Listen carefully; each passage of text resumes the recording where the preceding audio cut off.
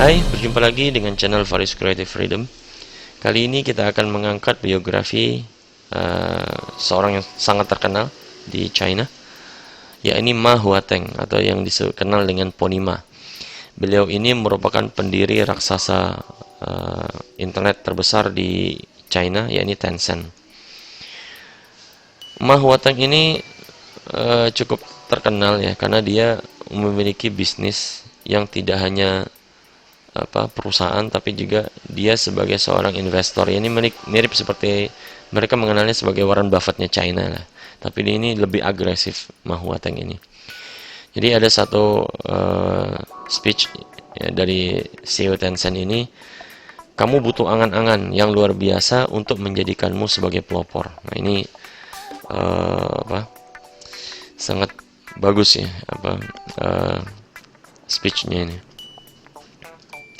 Nah, di sisi kehidupannya ya, jadi dia memberikan satu wejangan ya, katanya gini, bukan kekayaan yang memberimu kepuasan, namun sesuatu yang kamu ciptakan bisa diterima baik oleh masyarakat. Ma Huateng ini lahir pada 29 Oktober 1971 di distrik Chaoyang, Shantou, Guangdong, China. Ayahnya bernama Ma Chen-su. Dia juga aktif sebagai CEO dan politisi Partai Komunis. Ini yang saya sebenarnya cepat ceritakan sebelumnya. Jadi orang-orang sukses yang ada di Cina itu selalu direkrut oleh Partai Komunis Cina untuk menjadi bagian dari politisi.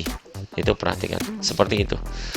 Pendidikan dia mengenyam di Universitas Shenzhen, lulus pada tahun 1993.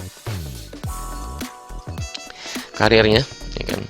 Jadi Ma Huateng ini mengawali karir sebagai developer ya. Jadi dia pada waktu itu kan terkenal dengan pager. Jadi kalau dulu tuh terkenal dengan pager.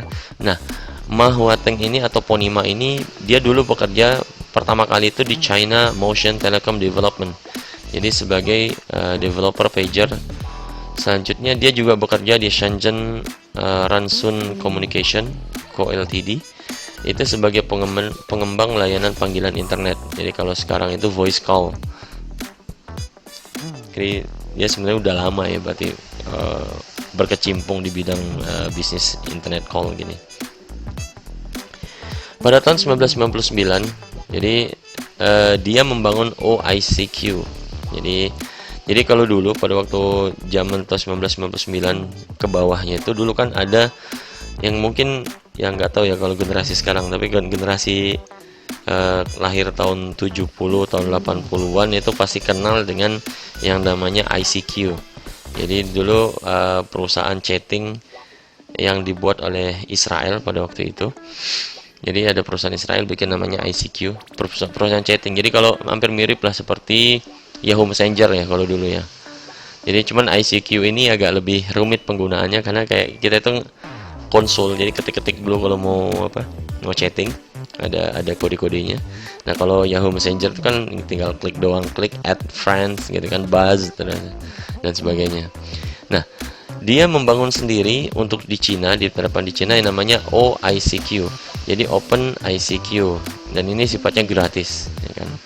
Nah semakin besar perusahaan ini sehingga di tahun pertama pun dia termasuk perusahaan yang dengan jumlah pengguna terbesar di Cina. Jadi sudah langsung memegang market ya. Jadi sebagai leader di market tersebut. Akhirnya pada tahun 2000 ya kan, terjadilah yang namanya masalah ya dari arbitrase. Jadi pada waktu itu kan ICQ ini dimiliki oleh perusahaan Israel, kemudian diakuisisi oleh AOL, jadi yang dimiliki oleh Amerika, jadi diakuisisi. Nah pada waktu itu AOL melakukan gugatan arbitrase, jadi menggugat perusahaan di negara lain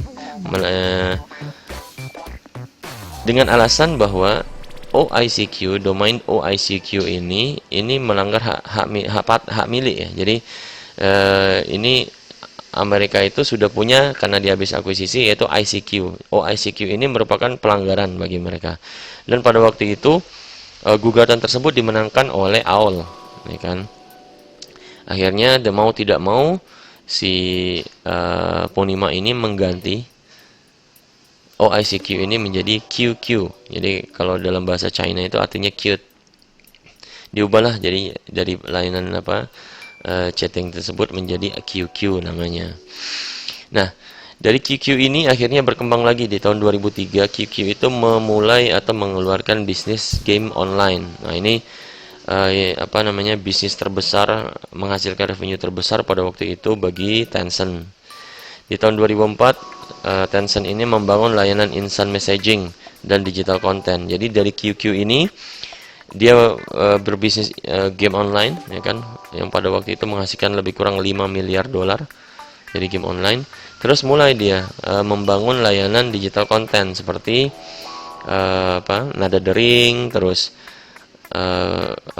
virtual product itu kalau di game, kalau game yang zaman sekarang itu seperti membeli karakter, membeli senjata dan sebagainya. Nah, itu yang sebenarnya sudah dilakukan oleh Tencent pada waktu itu.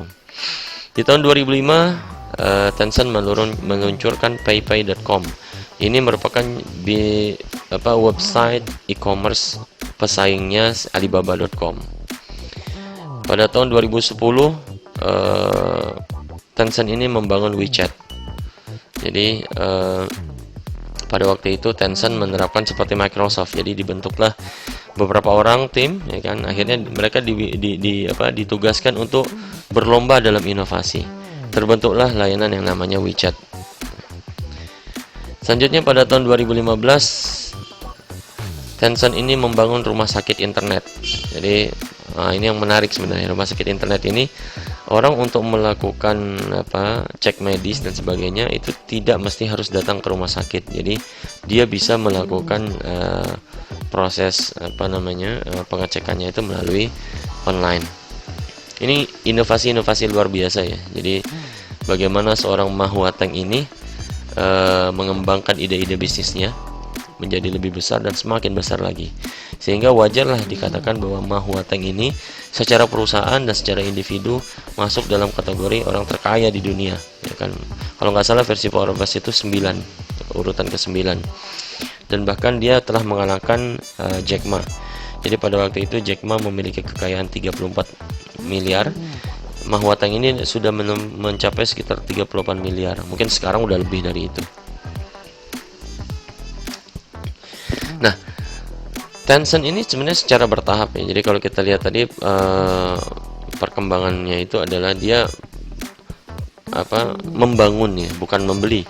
Jadi kalau cerita sebelumnya itu kalau hire itu kebanyakan mengakuisisi, ya kan, terus diperbaiki. Kalau Tencent ini enggak, dia bikin perusahaan, bangun produk, kembangkan, bangun produk, kembangkan, bukan mengakuisisi. Jadi beda polanya. Nah, secara bertahap dia membangun kerajaan bisnis online dengan pendapatan miliar dolar. Jadi pertama yang dia bangun adalah QQ, yang sebelumnya adalah OICQ ya. Jadi dia membangun instant messaging, game online, virtual product, ya kan, Nada Dering. Pendapatannya itu lebih kurang 5 miliar dolar satu tahun. Yang kedua, dia membangun PayPay.com, ini bisnis e-commerce untuk menyaingi Alibaba.com. Dan yang ketiga adalah WeChat. Ini dia membangun pesan teks dan obrolan grup. Jadi kita tahu sekarang WeChat itu 74% leader di market Cina, ya kan? Meskipun sudah banyak juga dipakai di luar Cina. Baiklah, mungkin ini sedikit biografi tentang Ma Huateng dan Tencent-nya. Semoga memberikan inspirasi bagi kita semua, baik itu generasi muda maupun generasi yang sudah cukup matang. Semoga ini menjadi penyemangat bagi kita untuk terus berkembang. Sampai jumpa lagi di biografi selanjutnya. Terima kasih.